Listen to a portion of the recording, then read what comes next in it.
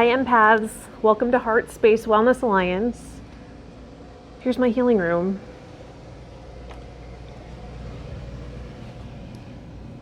Let's get started. Hi empaths, welcome back to my healing space.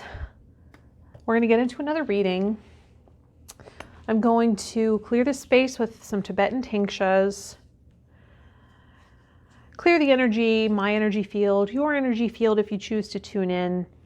Invoking angels, guides, compassionate ancestors, any beings of the light that want to inform this reading so it's most useful, valuable, informative, and resonant with the listener.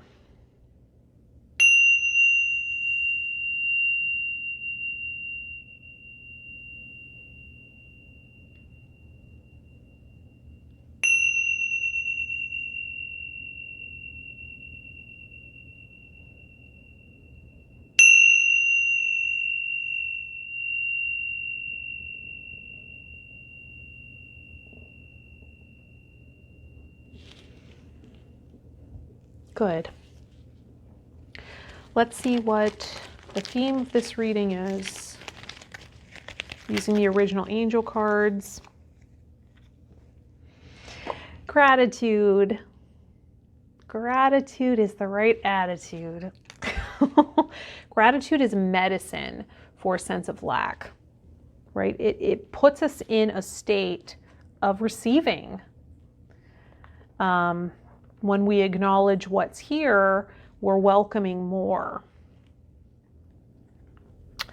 So let's look to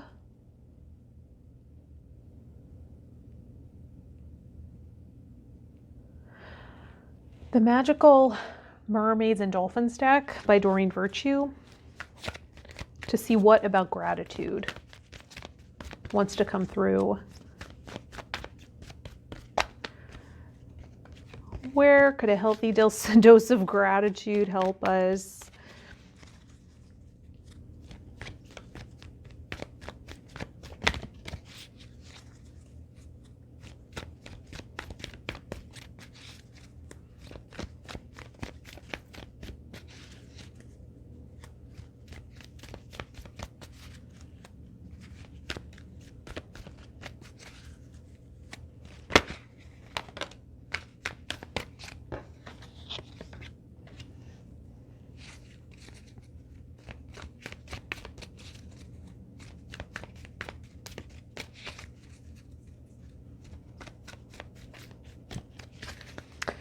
What do we need to know about gratitude?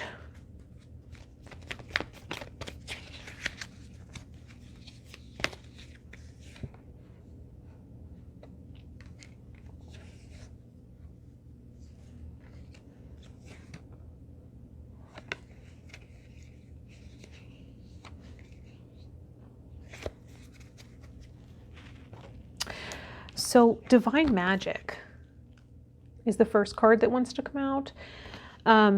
Extra magical energy surrounds your situation right now. Expect miracles. Right? Getting in that state of gratitude helps us invite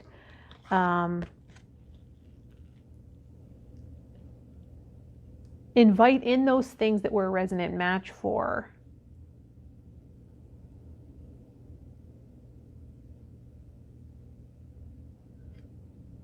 And also signals that we want more of something, right?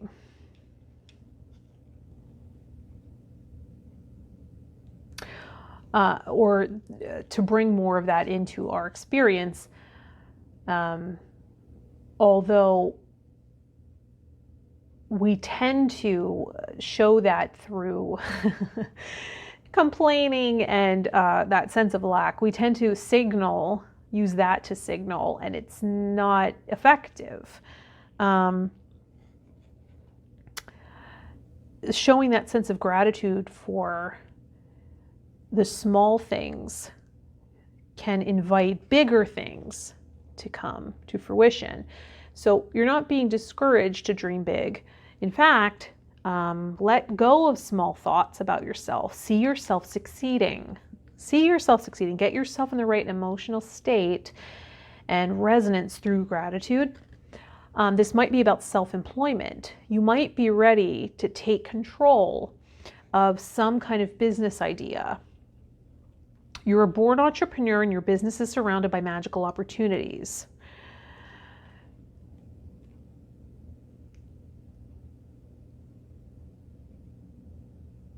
So I'm seeing what we sometimes like to do is use our will and control and exert force to try to mold something into what we want it to be. And we don't account for the fact that the energy of success, the energy of our business wants to take shape, right? So can we be in a state of wonder as well around how does this want to come to fruition, and make room for the phenomenon of that, right? Instead of feeling like we need to fill in all the informational gaps and know everything, there's also this aspect of it wants to come in this way. It wants to be birthed this way. It's going to shift and evolve, and how can we be aware of that, take account of that, and move with it, right? And evolve with it. In fact, the entire idea might evolve over time, right? We might have this sense of this talent is separate from this talent, and I need to have a career with this and a career with that, and they're very separate. And then at some point, they get closer and closer and they merge, and we realize, wow, if I use all of my talents, they all come together and it creates something so unique, and it's really fully me. It's using all of me, and it feels very fulfilling. It's fulfilling all these interests and talents and skills. And I'm feeling fully seen. I'm not feeling like I'm hiding parts of myself or not acknowledging parts of myself. This is really me and my expression. And it helps promote more positive energy and sustainability. Surround yourself with positive people and situations and avoid negativity.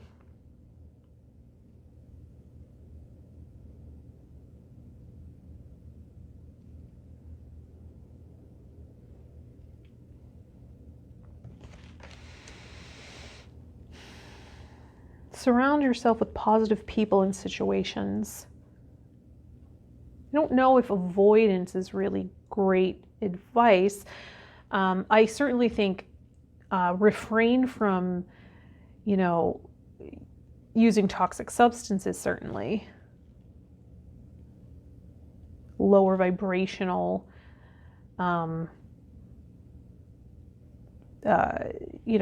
behaviors, patterns, cycles.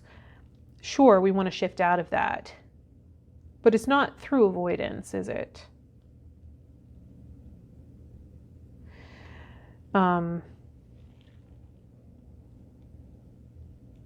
Because that's sort of disowning and unacknowledging that aspect of yourself. We are both light and dark, and we can't ignore the dark and think it's going to go away. We embrace our shadow. We love our shadow and integrate those aspects because they're serving a purpose. If we disown them in ourselves, we just see them in other people. And get triggered. So it's best not to try to work on the mirror, right? To take accountability in here. And in doing so, we can really create a state of gratitude. And if it's a true state, right, and it's something we can sustain and manage, other people's negative energy or patterning or toxicity will have less of an effect. We'll be less tempted to come out of that and less triggered, right? If we're taking stellar care of ourselves. And that includes our mental state, our emotional state. That includes, what are we telling ourselves? What are we focusing on? How are we holding our bodies, right?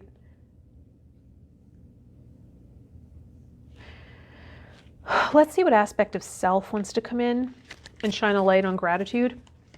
What aspect of self might need a healthy dose of gratitude? Maybe for playing its part. Maybe it's feeling unacknowledged and we're creating a monster by ignoring it. That happens with shadow aspects, right?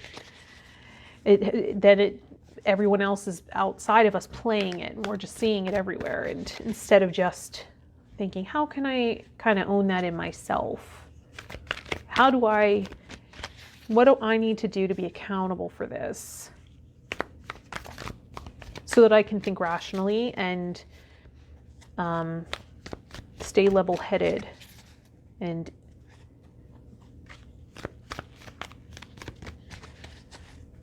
out of judgment, so I can work with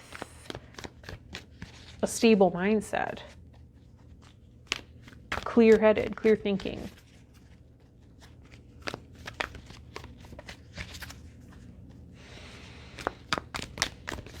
What aspect of self?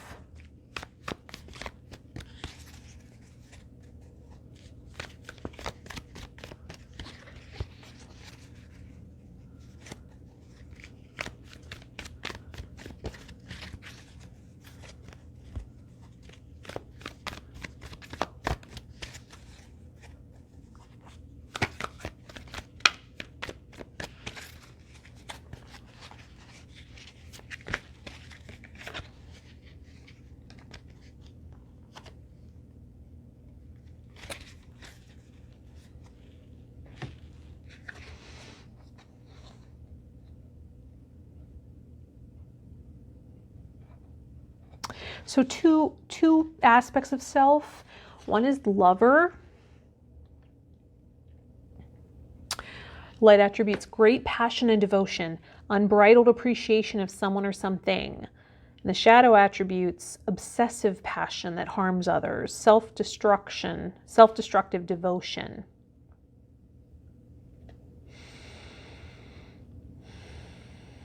Which happens when we don't own aspects of ourselves, right? When we don't own our light attributes, we put others on a pedestal. We admire the quality in someone else until we're able to own it in ourselves. And then we're able to have true gratitude, right?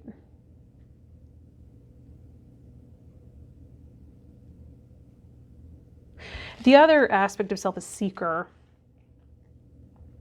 which I find interesting. Seeker, the light attribute: thirst for wisdom and truth wherever they are.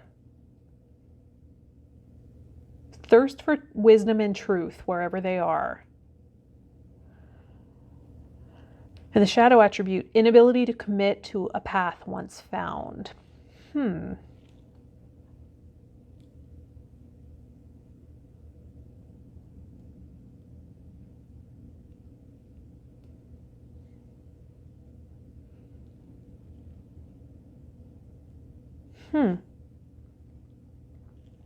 I definitely resonate with that aspect, the shadow aspect of seeker. For a long time, I still work with fears of commitment, fears that I'm making the right choice, thinking that if I make a decision today, it's the rest of my life. It's, that commitment fear, especially involving purpose and life path and occupation and like how I spend my time here. It is scary because I am a creative, and I think that, and I labeled myself a seeker for a very long time. But I realized that really was preventing me from starting my work because I was afraid of putting myself out there. I was afraid that I didn't know enough. And I thought, I need another training. I need another system, right? Another model, another approach. I never felt complete. And I realized it was because of this. right? It was because of this shadow aspect of the seeker. Being a seeker isn't bad in and of itself, right? I'll never stop learning. I'll never be satiated there. I always want to know more information and be better at what I do. It's just always going to be my thing. But that doesn't mean I don't start, right? It doesn't mean I don't start my work. So that could be what's happening for you too. There's this big dream of something that will be an investment in yourself, your own business, your own idea. It's going to be important to respect it, right? And not share it with those who are what Julia Cameron calls wet blankets, right? Those who will poke holes through all of your ideas and just leave you full of doubts. It's going to be important to surround anything you're working on manifesting or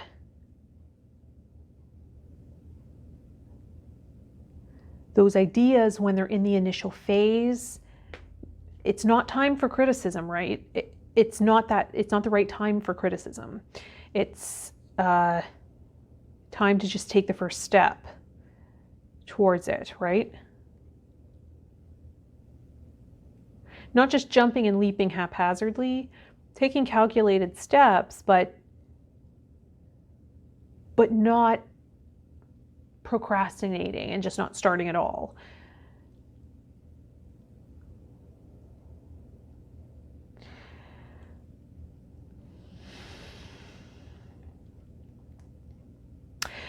And one of the light attributes of lover is unbridled appreciation of someone or something, right? A lover of something, showing appreciation, showing gratitude. Are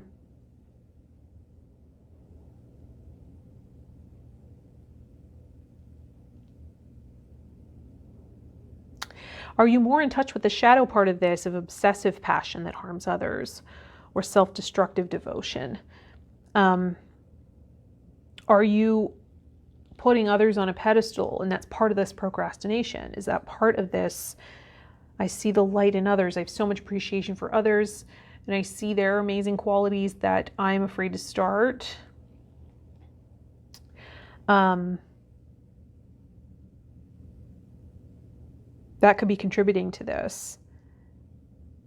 Can you instead just shift the way you're looking at it, the perspective here, and show gratitude to that part of yourself, that your ability to enjoy, your ability to appreciate, your ability to love? You know, have you been wounded because of that and now you judge that part of yourself? Or is a wounding creating this inability to see yourself accurately, so you put others on a pedestal and think you're not as good? And that not good enough syndrome then creates the seeker aspect, the shadow of the seeker, right? Where I'm never satiated, I never know enough, I never have enough.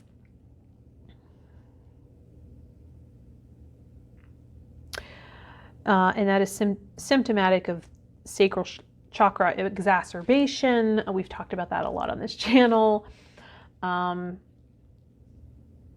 And it creates this pleasure-seeking behavior, which can make us addicted to people, right? Their relationship addiction is one of the hardest addictions to manage, right? Addiction to codependency, essentially, right? Where we're addicted to a person. And it's really the idea of a person that we're addicted to, because we haven't owned aspects of ourself.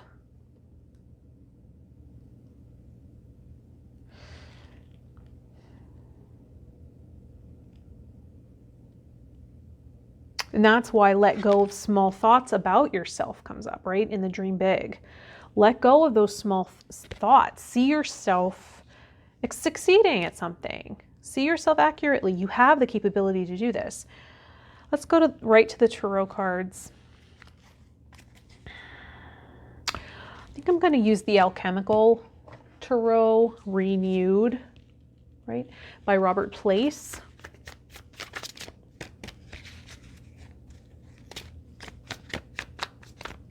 I haven't used this deck on this channel yet. Let's see. I took a class with Robert Place at the New York Open Center. I think that might have been my first tarot class, if I'm not mistaken. Years ago. That was before I had a basic understanding.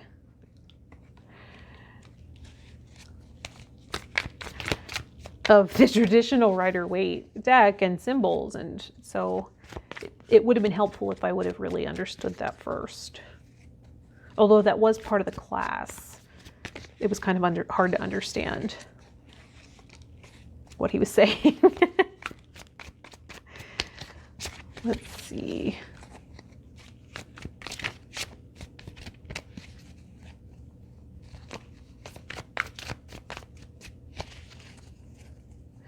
I think this is it. Is there any other cards? I think this is it.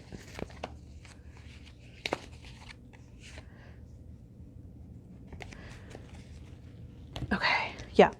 So the Four of Vessels is what he calls it. And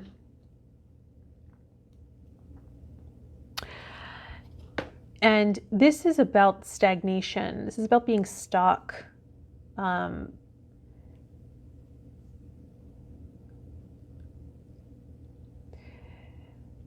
There's such thing as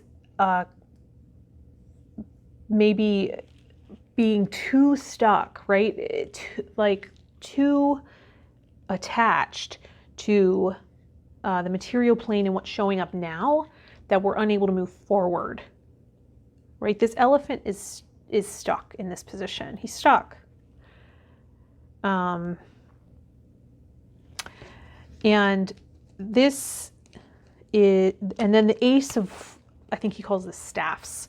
The Ace of Staffs comes up, which is similar to the Ace of Wands. It's this spark and initiation of a creative idea, right? It's this inspiration. It's a spark. It's the beginning, right?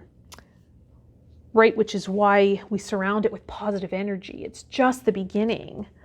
Thank you for this idea. Oh, what a great idea. Thank you. Yes. Okay. Right. And see this, I think it's a salamander. I could be wrong. Looking at this, fire lizard. I don't know what that is, but anyway, looking at this creative idea and sort of just being engulfed in the fire of it and the passion of it, being mesmerized by it, right? And not being able to make a move, in part because there's too many choices, right? There's so many choices about which way to go. How do I do it? Seven of Vessels in this Alchemical Tarot deck is indicating having choices, right?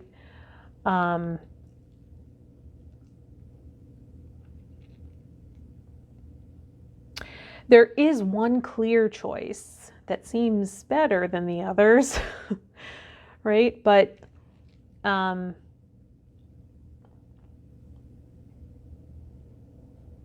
we might need clearer vision to be able to see that, seek that out and see that for what it is. Because right now I think we might be a little bit mesmerized by all this creative energy and all these options, and not seeing, which is creating this sense of being stuck.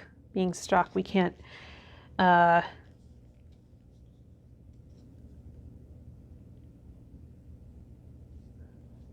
like what we're seeking, we've already found, but it's also immersed in all these other options. So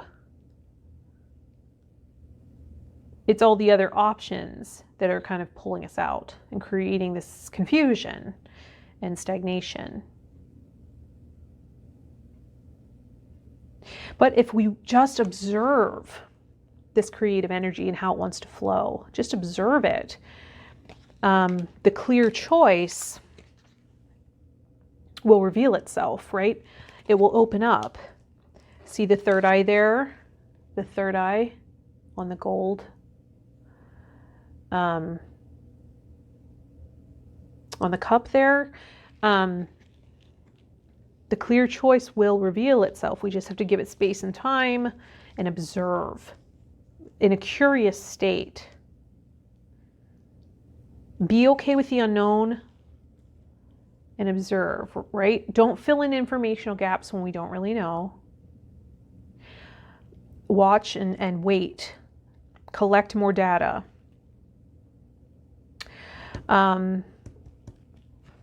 Let's pull, I'm going to shuffle the Healing Crystals playing cards deck and see if there's a crystal.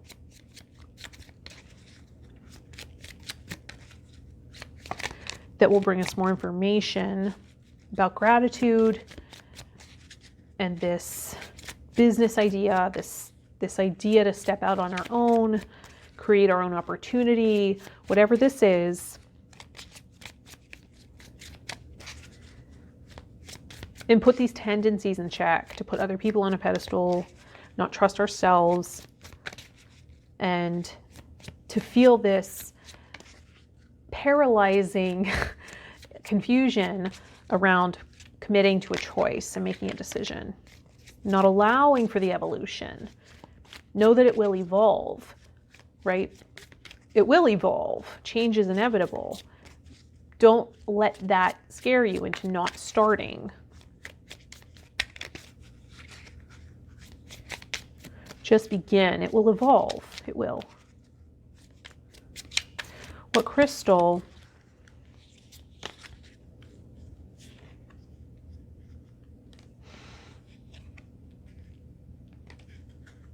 Okay, so a couple crystals want to come out. They're great ones. Hematite. Hematite is it's the most grounding stone in my opinion. It helps with detoxification, grounding, balancing. It resonates with the root chakra, grounding us into our bodies, grounding frazzled energies, helping us see more clearly, not allowing us to come out of ourselves and merge with other people, which is part of this people addiction, right? We come out and we have this longing to merge with somebody else. Hematite will help us stay in our bodies. And then rose quartz. Rose quartz is a stone of self-love. It's compassion, self-esteem, love. Resonates with the higher heart chakra. And it is a stone of love. Self-love and sharing love. And it will help us with the letting go of the small thoughts about yourself, right? Helping us develop a healthy sense of self-esteem and worth, which will be required if you have a big dream, if you have divine purpose. This is part of the magic, right? That's part of the divine magic, is putting yourself into the proper perspective and know you're worthy. That's why you incarnated. That's why this is your purpose, right? You are worthy of it. And don't be pulled out by the shadow of the lover and merge with someone else's light. Connect to your true source of it, right? What you're seeking is actually genuine and true connection with your higher power. So just connect there and focus on your purpose. Everything else will fall into place if we're able to do so. Let's see what essential oil wants to come in and lend its aroma.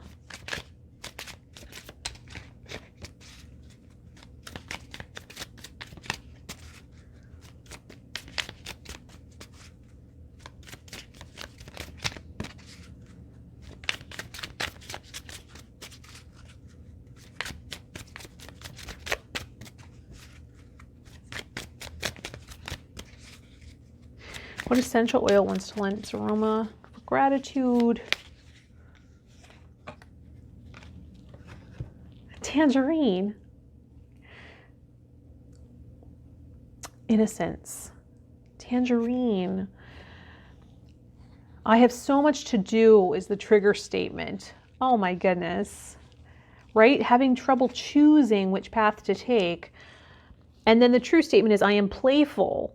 Let the burdens of responsibility go in this moment and look at your world with the eyes of a child, right? In wonder. Curiosity, the curiosity of a child. Look in wonder at how this creative idea wants to flow. Explore, play like a child. That is your inner creator, right? And tangerine is the oil of cheer and creativity. It's a citrus scent, comes from the peel of the tangerine. So it's very uplifting. It's fun. It's a fun scent, creative, helps with spontaneity, a sense of fulfillment, light-hearted approach, joyful and optimistic, right? Optimistic, which helps us remain in a positive vibe if we're able to be optimistic. Let's end this reading with a Louise L. Hay wisdom card from her Wisdom Cards deck about gratitude. No one talked about gratitude quite like Louise Hay, right? About healing your life through how you speak to yourself, through emotional resonance.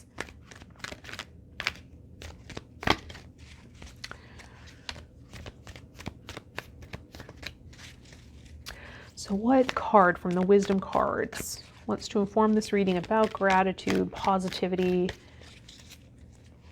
self-love, dreaming big, bringing our idea into fruition,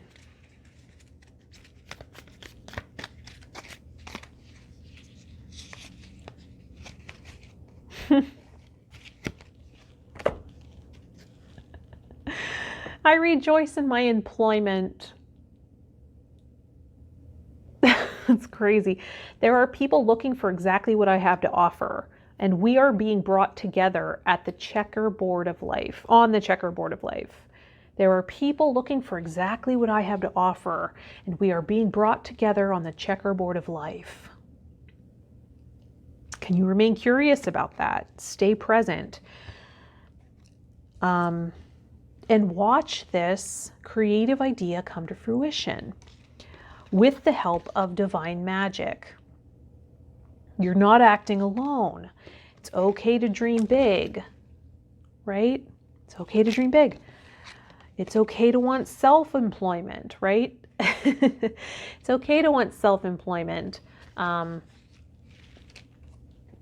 rejoice in that.